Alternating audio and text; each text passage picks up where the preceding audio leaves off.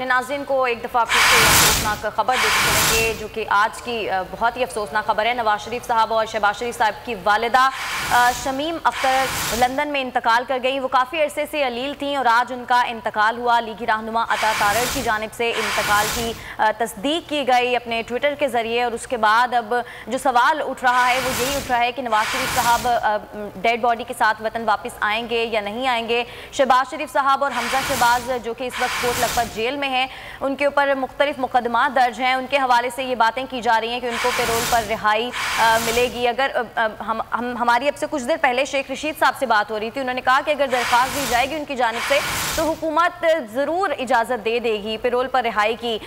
तो अब देखना यह है कि आने वाले दिनों में होने क्या जा रहा है, क्योंकि आज PDM का जलसा भी है। अब देखना यह कि मरियम नवाज शरीफ साहबा खिताब करेंगी या नहीं। अब्बास नकवी हमारे नुमाइंदे इस वक्त हमारे साथ मौजूद हैं। अब्बास, आगाह कीजिएगा, ताज़ा तरीन सूरत हाल इस वक्त क्या है?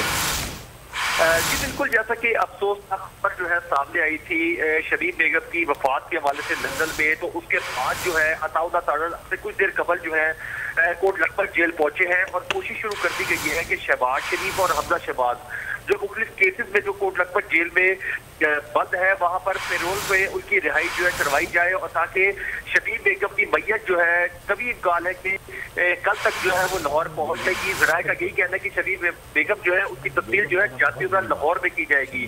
तो नून लीग की जानिब से कोशिश की जा रही है कि शहबाज शरीफ और हमजा शहबाज जो है उसकी पे रोल पे जो है रिहाई करवाई जाए, ताकि वो शबीब बेगम की जो जनाजा है और उसकी तस्वीर में शिरकत कर सके। जबकि दूसरी जानिब जो मरियम नवाज है वो पेशावर में जलसे में मौजूद है।